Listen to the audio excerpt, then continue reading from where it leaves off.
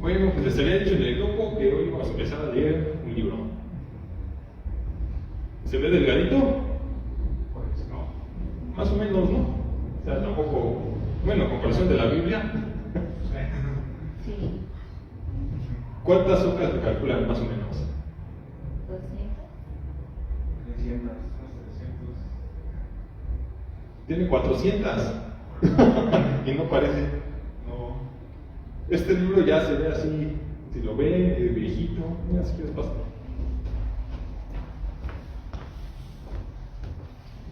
Ya tiene bastante tiempo que tengo ese libro. De hecho, lo compré en, no sé si todas se sigue haciendo, la Expo Cristiana, ahí en el World Trade Center. La compré hace, ¿qué será? Casi 10 años ese libro. Y de hecho yo no sabía ni lo que dice el título, ni qué era, pero me llamó la atención y dije, pues lo compro. Lo leí, pero me interesó realmente porque tiene las bases, ahora sí que dice guía, las bases de lo que creemos, que a lo mejor muchas veces, no digo que esté mal, lo creemos, pero no sabemos por qué lo creemos o si realmente tuviera razón. Yo he escuchado una pregunta: si el cristianismo fuera mentira, ¿seguirías creyendo en él? Y yo digo, pues bueno, no, porque realmente yo estoy, por lo menos yo, comprometido con la verdad. Lo que sea verdad, yo lo sigo. Ahora sí que a donde me lleve, yo lo sigo. Y precisamente de eso nos habla este libro. ¿Cómo podemos saber que el cristianismo, que lo que creemos es verdad? Imaginémonos, voy a estar leyendo, a lo mejor no parece. Imaginémonos que recorremos un supermercado. Yo creo que todos los de aquí hemos ido al super, ¿no? Aurrera, Walmart, Superama, no sé. Sí. Hay pasillos, hay ciertas zonas de comida, panes, juguetes, ropa. Muy bien abastecido, aunque con una particularidad en este supermercado. En lugar de vender comestibles, imaginémonos que este supermercado vende religiones. Los nombres de las secciones no cambiaron, siguen siendo los mismos, pero ahora tienen otro significado. Por ejemplo, en la sección de carnicería se vende el judaísmo. ¿Por qué? Porque su símbolo es el sacrificio de los animales que era necesario para el perdón de los pecados. En el pasillo de los cereales está el hinduismo. ¿Por qué creen? ¿Qué encontramos en el pasillo de todos los cereales? Pues muchas cajas, ¿no? ¿Cuántas? Cientos, yo creo que miles a lo mejor, de tantos productos que hay. Pues igual, ¿por qué entonces el hinduismo? Porque dado que las cajas de cereales suelen representar diferentes personajes, y ahorita ya no tanto con esta nueva ley, un dios diferente en cada caja. Completa tu colección de 330 millones de dioses. En el hinduismo tiene esa cantidad de dioses, imagínense.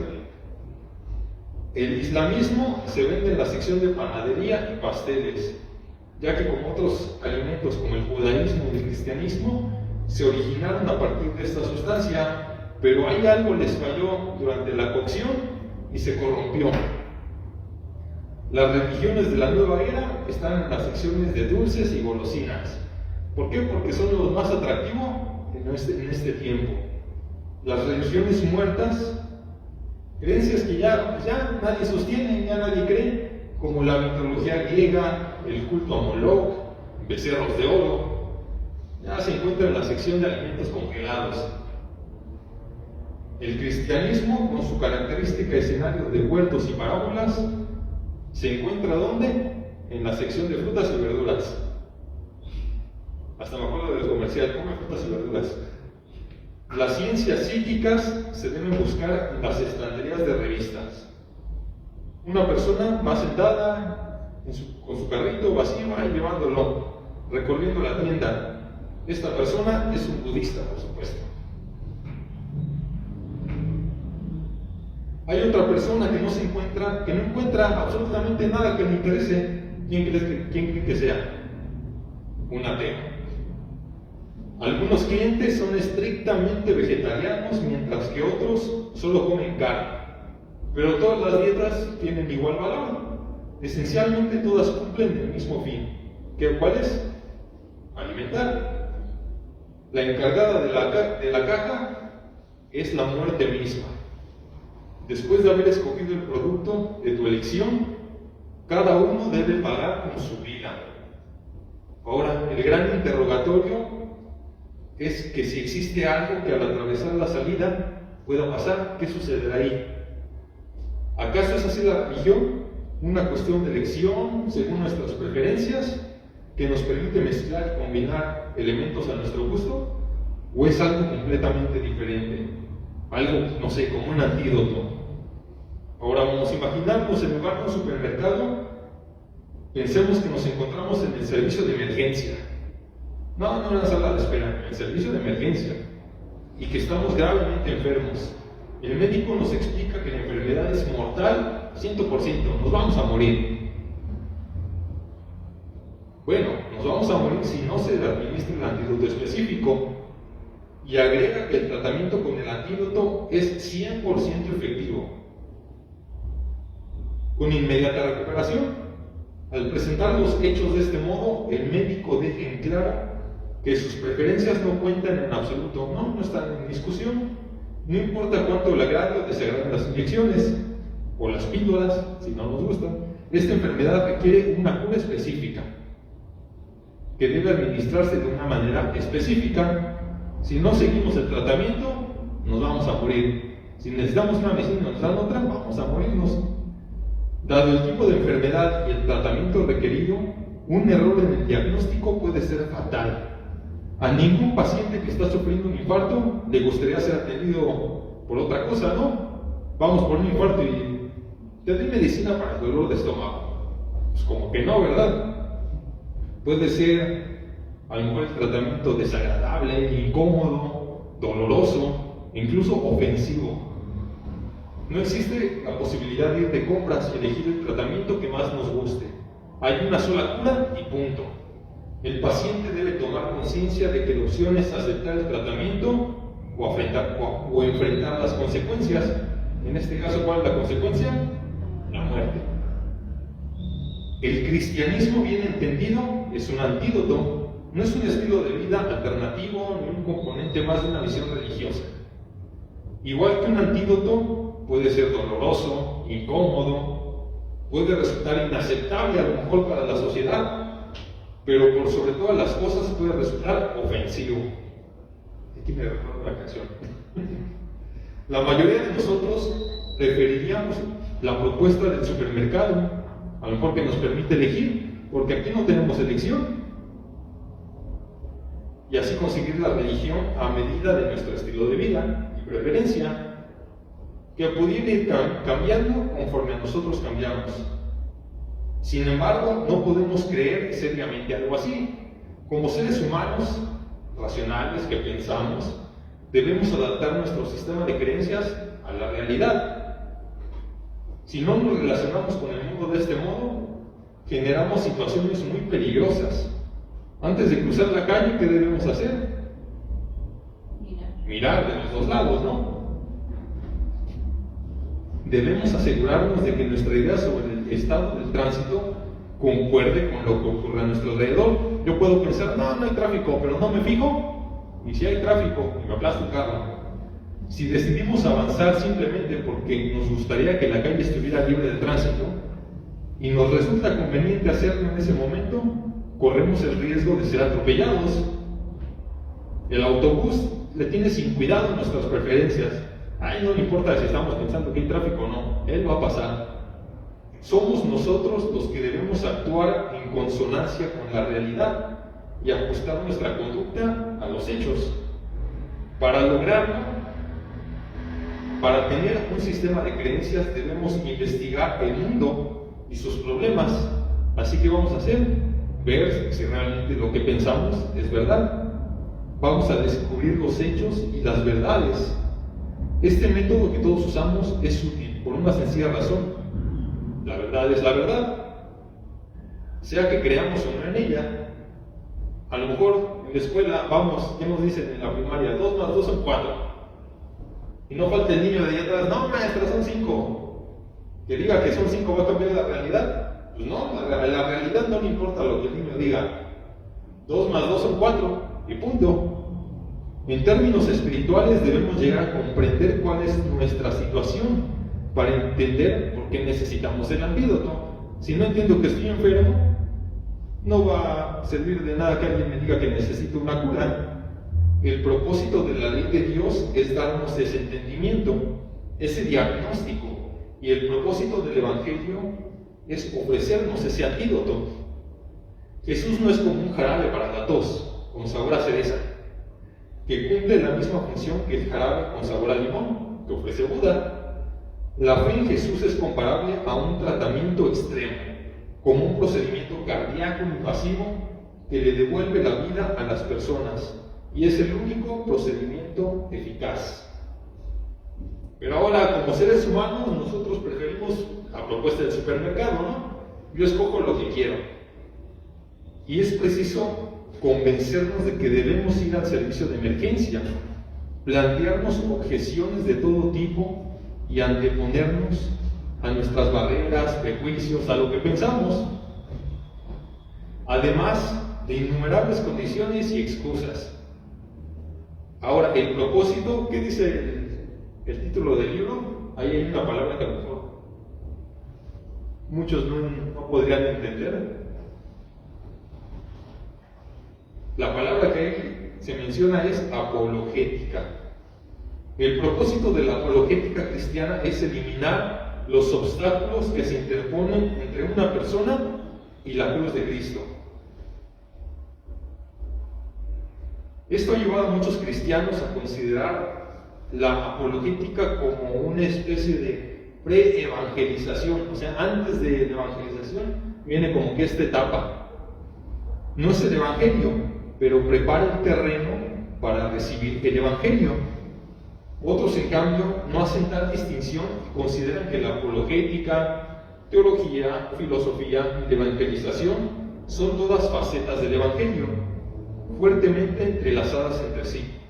Sacan fuera su relación con el evangelio, la apologética es un quehacer de enorme importancia que puede influir significativamente en los creyentes y se usa como una herramienta para allanar el camino hacia la fe en Jesucristo. Algunas personas también creen que la apologética no se descubre hasta después de haber hecho profesión de fe. Un gran número de cristianos no llegaron a la fe. Yo creo que muchos de nosotros no llegamos a la fe como consecuencia de haber investigado a ver lo que dice la Biblia es verdad, ¿realmente Jesús existió? O sea, todas esas preguntas a lo mejor nunca nos las hicimos y sin embargo estamos aquí. Simplemente creyeron en respuesta al Evangelio. Si bien estas personas tienen razones para creer, se trata de razones personales que no suelen tener mucho sentido para el no creyente.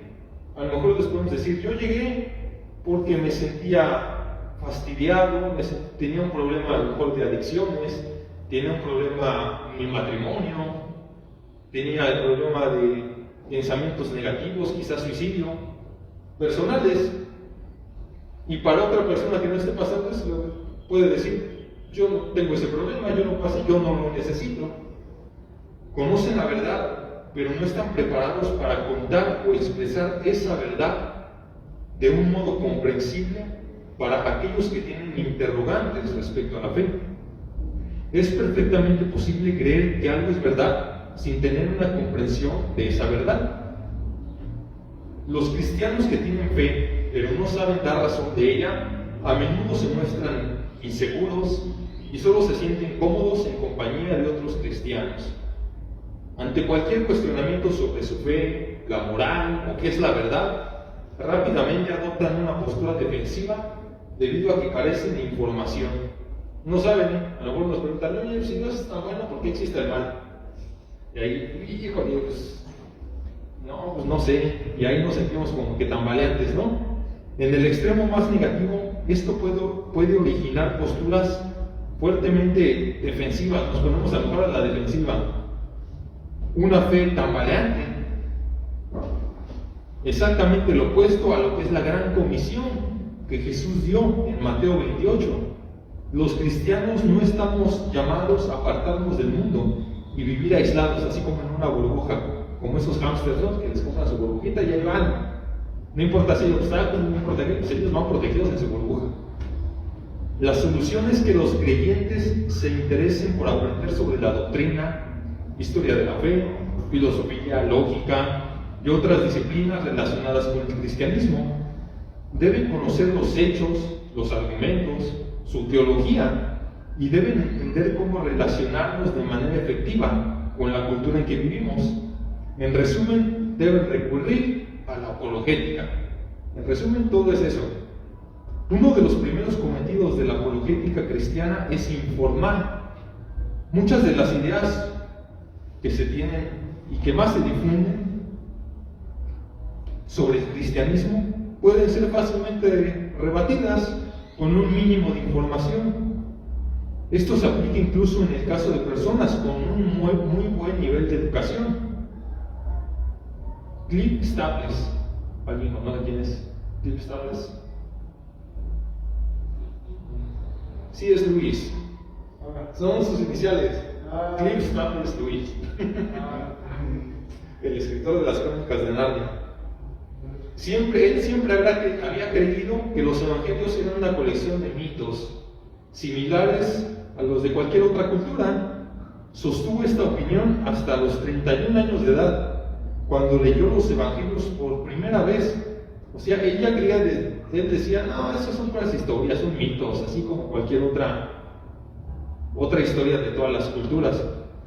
Pero lo pensaba y nunca los había leído hasta los 31 años que los leyó por primera vez. Por ser un gran conocedor de los mitos y leyendas, el escritor obviamente iba a conocer de eso, Lewis supo reconocer que los textos de los evangelios no correspondían, no tenían nada que ver con ese género literario. Los evangelios eran sencillamente una crónica de hechos históricos relatados por testigos directos y carecían de esa elaboración artística de los mitos de la antigüedad. Ahí pudo ver que realmente no era lo que pensaba. Veamos otras suposiciones ampliamente difundidas en nuestra cultura actualmente. ¿Qué es lo que muchos dicen? En primero, Jesús no existió. Otra, no es posible que tú me pruebes la existencia de Dios. Otra cosa que nos dicen, que los milagros no existen. O no hay evidencias que prueben la resurrección de Jesús. Otra, la Biblia fue escrita hace cientos de años después de Jesús. ¿O qué ocurrió con los libros que no fueron incluidos en la Biblia? A ver qué hay de eso. O hay otras personas que dicen todas las religiones son lo mismo. O si el Dios de la Biblia es real, ¿cómo puede existir el mal? Hay otros que nos dicen, lo que tú crees es verdad, pero yo tengo también la verdad. O el cristianismo, no, son puros cuentos. Eso es para gente irracional que no piensa. Y así nos podemos seguir. Hay tantos que a lo mejor hemos escuchado. Esta es solo una pequeña muestra de los cuestionamientos y preguntas que el creyente sabrá responder solo si tiene el conocimiento. Y esto lo ayudará en 3 sentidos. Primero, permite mostrar que aunque la fe cristiana no se puede probar al 100% por medio de la razón, no quiere decir que es algo irracional. Esto es sumamente importante porque demuestra que el cristianismo no es una cuestión de preferencia personal, de lo que me gusta, de lo que no me gusta, ni una visión del mundo sustentada en respuesta de mis emociones. Lo que yo siento es eso, la verdad. En segundo punto, responde a objeciones en contra de la fe y se puede ocupar de eliminar falsas ideas. Tercero, la apologética cristiana no solo ofrece evidencias y argumentos a favor del cristianismo, sino que además muestra las debilidades de otras religiones o del ateísmo. La apologética ofrece una propuesta mucho mejor para sustituir todas esas ideas o religiones. La persona que sabe sobre apologética es más segura. Dice, yo ya sé, a mí ya no me pueden dar la vuelta. Ya no me pueden decir. Es más segura y no está a la defensiva. La apologética le permite al creyente participar de la vida en el mundo sin estar temeroso. Tal como ocurre con el antídoto que mencionamos, en cuyo caso se debe conocer el virus o el veneno para saber cómo atacarlo. Del mismo modo, los cristianos deben comprender y reconocer los errores del pensamiento del no creyente, estar en condición de ponerlos en evidencia y ofrecer una visión más acertada del mundo. Esa es la tarea de la apologética. Hay creyentes que desconfían de la apologética y se oponen a ella por considerarla contraria a la fe. Temen que al presentar un cristianismo que se puede pensar, ya no habrá lugar para la fe. Este enfoque es un enfoque antiintelectual, de que no pienses, tú solo cree. Pero es una comprensión equivocada del significado de la palabra fe. La palabra que se traduce como fe y creencia en el Nuevo Testamento es la palabra griega pistis. Este término comprende una serie de ideas, todas se asocian a la acción de confiar de manera decidida y comprometida. Es decir, es una decisión que se toma de manera total, completa, totalmente comprometida. Entre las definiciones encontramos firme convicción, confianza absoluta. Muchos autores de diccionarios bíblicos señalan que esta palabra pistis y sus derivados hacen referencia a relaciones establecidas a partir de la confianza y mediante la fiabilidad. Es decir, que no se trata de solo creer por creer, tiene que haber esa confianza de por qué creo eso, y fiabilidad, fiable de por qué, si es verdad. Confiamos en algo cuando tenemos razones para confiar y evidencias que justifiquen y respaldan nuestra confianza. Por ejemplo, estamos en una relación, dígase, de noviazgo, matrimonio. Nosotros, ¿por qué confiamos en nuestra pareja? Porque la conocemos, porque sabemos, yo ya llevo tiempo conociéndola, tratándola, sé que ella no me va a ser infiel, sé que ella o él no va a estar buscando otras relaciones fuera de mí. Esa confianza no es una fe ciega, se basa aquí en evidencias, porque yo ya la conozco, porque yo ya sé cómo es, porque yo ya he convivido con esta persona. No es solamente de creer, tenemos aquí argumentos que nos demuestran por qué confiamos, por qué creemos en eso. Una afirmación no es verdadera por el simple hecho de que creamos en ella, ni deja de ser verdadera porque no creamos. Primero evaluamos qué evidencias y razones respaldan esa verdad. Luego analizamos esas evidencias a fin de decidir si las afirmaciones tienen un fundamento sólido. Y finalmente llegamos a confiar. Llegamos a la experiencia de fe basándonos en el peso de la evidencia. La fe no es tener esperanzas o deseos. Esperanzas y deseos también tiene la gente que sostiene otras creencias. La diferencia radica en cómo evaluamos la evidencia que sustenta nuestra posición contra la de los demás. La fe es fruto de la investigación y de la voluntad, y la razón es su fundamento y su columna vertebral, no es su enemiga. Por otra parte, creer en algo sin haber reflexionado sobre ello y sin analizarlo no es un acto de fe, es un acto de necedad, de que no, como me lo enseñaron así, como yo pienso así, ya nadie me va a hacer cambiar. Eso es ser necio, porque a lo mejor te pueden decir, no, es que mira, estás mal por esto. No, pero como yo soy así, yo fui criado así, así me quedo, aunque no sea verdad. Entonces eso ya es una necedad.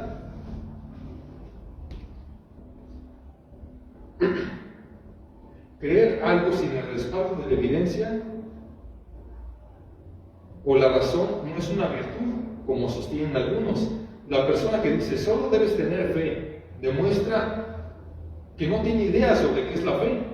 El punto central del cristianismo no es que tengamos fe, ya que eso no lo diferencia nada de otras religiones. Si el único objetivo fuera tener fe, todos seríamos salvos. puesto que toda persona tiene fe en algo. Ese no es el punto, la fe no es el objetivo. Lo que verdaderamente distingue a una religión de otra es el objeto de la fe. Lo que realmente importa es el contenido de esa fe, y es el contenido de la fe lo que debemos investigar para luego decidir si lo aceptamos o lo rechazamos. Entonces, la apologética no es una práctica novedosa y tampoco es algo antibíblico. Por el contrario, no solo responde a un modelo dado en el Nuevo Testamento, sino que fue un mandato. El término griego apología, del cual deriva apologética, significa defensa, en el sentido de hacer una defensa, así como si estuviéramos en un juicio, si fuéramos un bufete de abogados, que nos llega un caso, ya no, pues presenta tus evidencias, preséntate con el juez, da tus argumentos. Es lo mismo, es la misma palabra en el sentido de hacer una defensa legal o exponer argumentos a favor de algo. En el Nuevo Testamento se le traduce como defensa o vindicación, como en alguno de los siguientes versículos. Por ejemplo, en Hechos 22:1 dice: hermanos y padres, oíd ahora mi defensa ante vosotros. Este texto habla de cuando Pablo está ante una multitud de judíos, cuando fue arrestado en el templo. Él les dice: ok, antes de que me arresten, permítanme presentar mi defensa, dar mis argumentos. Ahí se presenta la palabra apología. También Filipenses 1:7, hablando también Pablo: y es justo que yo sienta esto de todos vosotros, porque os tengo en el corazón y en mis prisiones y en la defensa y confirmación del Evangelio. Todos vosotros sois partícipes conmigo de la gracia. También para con sus hermanos hay una defensa del Evangelio. Y más adelante ahí, Filipenses 1, pero en el versículo 16, sabiendo que he sido designado para la defensa del Evangelio. También hablando Pablo.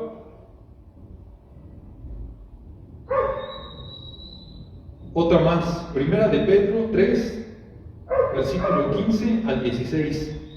Dice: más bien honren en su corazón a Cristo como Señor, estén siempre preparados para responder a todo el que les pida de razón de la esperanza que hay en ustedes, pero háganlo con gentileza y respeto, manteniendo la conciencia limpia, para que los que hablan mal de la buena conducta de ustedes en Cristo se avergüencen de sus calumnias. Aquí es un mandato que se nos da a cada creyente. ¿Qué dice? Estén siempre preparados para responder, para dar defensa a todo aquel que les pida razón de la esperanza que hay en ustedes. El concepto de apologética se encuentra en exhortación en Judas 3, que insta a los creyentes a contender ardientemente por la fe. En Hechos 17, 22, 23, vemos cómo Pablo pone en práctica la apologética en su discurso ante el Areópago en la colina de Ales, en la ciudad de Atenas. Estando en Grecia, él presenta su defensa y dice, exponiendo el Evangelio, de cuáles eran sus razones para creer. Y dice, ahí Hechos 17, versículos 22 a 34. Entonces Pablo, puesto en pie en medio del Areópago, dijo: atenienses, en todo observo que sois muy religiosos, porque pasando y mirando vuestros santuarios, hallé también un altar en el cual estaba una inscripción: al Dios no conocido, al que vosotros adoráis, pues sin conocerlo es a quien yo os anuncio. El Dios que hizo el mundo y todas las cosas que en él hay, siendo Señor del cielo y de la tierra, no habita en templos hechos por manos humanas, ni es honrado por manos de hombres, como si necesitara de algo, pues Él es quien da a todos vida, aliento y a todas las cosas. De una sangre ha hecho a todo el linaje de los hombres para que habiten sobre toda la faz de la tierra, y les ha prefijado el orden de los tiempos y los límites de su habitación, para que busquen a Dios, si en alguna manera, palpando, puedan hallarlo, aunque ciertamente no está lejos de cada uno de nosotros, porque en Él vivimos, nos movemos y somos. Como algunos de vuestros propios poetas también han dicho, porque linaje suyo somos. Siendo pues linaje de Dios, no debemos pensar que la divinidad sea semejante a oro, o plata, o piedra, o escultura de arte y de imaginación de hombres. Pero Dios, habiendo pasado por alto los tiempos de esta ignorancia, ahora manda a todos los hombres en todo lugar que se arrepientan, por cuanto ha establecido un día en el cual juzgará el mundo con justicia, porque aquel varón a quien designó, acreditándolo ante todos, al haberlo levantado de los muertos. Pero cuando oyeron lo de la resurrección de los muertos, unos se burlaban y otros decían, ya te oiremos acerca de esto otra vez. Entonces Pablo salió en medio de ellos, pero algunos de los que se le habían juntado creyeron, entre ellos Dionisio el Areopagita y una mujer llamada Damaris, y otros con ellos. Pablo argumentó en estos versículos a favor de la fe en dos maneras. En primer lugar, se dio cuenta de que tenía algo en común con la audiencia, puesto que ellos contaban con un sistema de creencias religiosas, también creían en algo. Como dijimos, todos tienen fe en algo. El problema, según Pablo, no era que no creían en nada, sino que creían en algo falso. Tenían una cosmovisión religiosa, pero con muchos huecos, con muchos errores. Como Pablo conocía los errores de su sistema religioso, argumentó a favor del cristianismo, presentándolo como un sistema de creencias en el cual el poder creador y sustentador del universo es coherente con la idea de justicia que predominaba en la sociedad griega. En segundo lugar, Pablo basó su argumentación en hechos que podían ser investigados por cualquier persona que estuviera interesada. Sabía que si el cristianismo era verdad, debía sustentarlo con hechos. Pablo encontró el punto de contacto entre los aspectos de historia, físico y temporal de la vida de Jesús. Jesús fue una persona real, en eso se basó, que hizo y dijo determinadas cosas en un tiempo y lugar determinados. Es posible encontrar a los que fueron testigos de la vida y las enseñanzas de Jesús para interrogarnos al respecto. Es decir, aquí Pablo les estaba diciendo a esta ciudad griega, en Atenas, yo vi un hombre que se levantó de entre los muertos, yo lo conocí, yo conviví, yo vi todo lo que hicieron, basándose en ellos, en la historia. Era prácticamente, habían pasado pocos años, pocas décadas.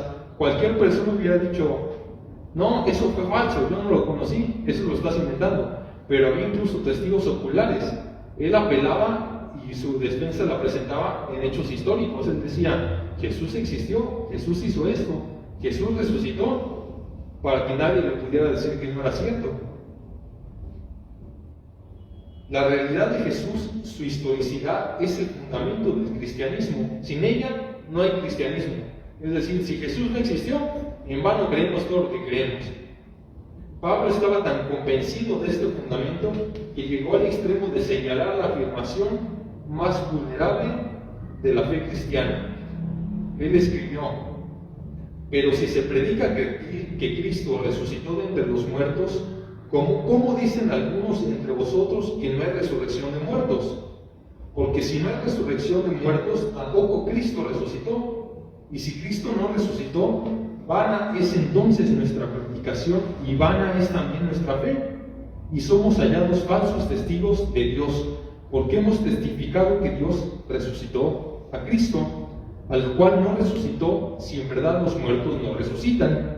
Si los muertos no resucitan, tampoco Cristo resucitó. Y si Cristo no resucitó, vuestra fe es vana, aún estáis en vuestros pecados.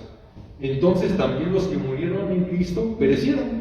Si solamente para esta vida esperamos en Cristo, somos los más dignos de lástima de todos los hombres. Él basaba su predicación en eso, en que realmente Jesús existió, en hechos históricos. Si no, dice, ¿para qué me preocupo en predicar? Vana es todo lo que creamos. Si Jesús no vivió, no hizo ni dijo todo lo que los apóstoles afirman, entonces el cristianismo es una falsedad. Si existe una mejor explicación para la resurrección, los cristianos estamos perdiendo el tiempo. Al señalar este punto vulnerable del cristianismo, en realidad Pablo señaló su punto fuerte. Tan convencido estaba de lo histórico y de lo verificable que era la resurrección, que explicó cómo probar que era una falsedad, casi como si se tratara de un desafío. Las afirmaciones del cristianismo se pueden investigar y se pueden poner a prueba. Este desafío no tiene paralelo con otras religiones. Ningún otro texto sagrado explica cómo destruirse a sí mismo. Aquí Pablo está diciendo, ¿quieres demostrar que lo que predicamos no es verdad? ¿Que el cristianismo es falso? Demuéstrame que Cristo no existió, que Cristo no resucitó. Si tú me lo demuestras, todo lo que creo es falso. Ninguna otra religión te dice cómo destruirla a sí misma. El cristianismo sí. Los padres de la iglesia dieron muestras de comprender la importancia del carácter histórico de Jesús al redactar los primeros credos, es decir, en lo que creían. En este caso, el credo niceno, el credo universalmente aceptado por la iglesia. Este credo dice: fue crucificado por nuestra causa bajo Poncio Pilato y padeció y fue sepultado. ¿Por qué mencionar a Poncio Pilato? ¿Qué doctrina se basa en él? La respuesta es fácil: ninguna. No hay ninguna doctrina basada en Poncio Pilato. Se le nombra con el único objetivo o propósito de recordarnos que se trató de hechos reales, vividos por una persona real en un tiempo histórico determinado. Muchos críticos del Nuevo Testamento comprendieron esto y lo convirtieron en objeto de ataque, diciendo que Pilato nunca existió y que fuera del Nuevo Testamento no había evidencias que probaran tal cosa. La situación cambió en 1961, cuando hubo un descubrimiento arqueológico en Cesarea del Mar. Un equipo de arqueólogos italianos que realizaron una excavación en el teatro de la ciudad encontró una piedra procedente de otro lugar que había sido colocada allí durante una remodelación. La piedra tenía una inscripción parcialmente legibles con los nombres de Tiberio y Poncio Pilato, además del título de prefecto de Judea. A partir de allí, la historicidad de Poncio Pilato dejó de ser cuestionada. Muchos decían, no, ni existió. Hasta 1961 sale esa piedra y no, sí existió. Detrás de la osadía del planteo de Pablo se advierte una lógica y una coherencia que le confería poder, ya que comprendía la importancia del intelecto en relación con la fe. Jesús mismo hizo clara referencia a la importancia de desarrollar nuestra capacidad intelectual al citar el gran mandamiento del libro de Deuteronomio. En Mateo 22:37, Jesús expresó: amarás al Señor tu Dios con todo tu corazón, con toda tu alma y con toda tu mente. La vida cristiana es un equilibrio entre el intelecto, las emociones y la experiencia. En Dios se concentran los tres, en Dios se fundamenta la razón y es Él quien da coherencia y sentido al mundo. Él sencillamente nos manda a hacer esto, a tener un equilibrio entre todo lo que pensamos. Llegados a este punto, es preciso hacer dos aclaraciones con respecto al uso de la apologética. Primero, el objetivo no es ganar una discusión a toda costa. Si bien es posible salir victorioso con estos argumentos, no se trata de simplemente pelear por pelear. El objetivo es llevar el Evangelio, proclamarlo. Segundo, la salvación de las personas es obra del Espíritu Santo. Podemos tener a lo mejor el conocimiento, pero si no estamos bajo la dirección de Dios, esas palabras que digamos van a ser palabras huecas. La tarea del cristiano es dar testimonio de la verdad. El Espíritu Santo recoge ese testimonio y lo usa para abrir la mente y el corazón de aquellos que lo escuchan. La mayor parte de la actividad apologética cristiana se lleva a cabo en conversaciones informales con los amigos, en la escuela, en el trabajo, todos los días. Y es precisamente este tipo de conversación espontánea para la que los cristianos deben estar más preparados.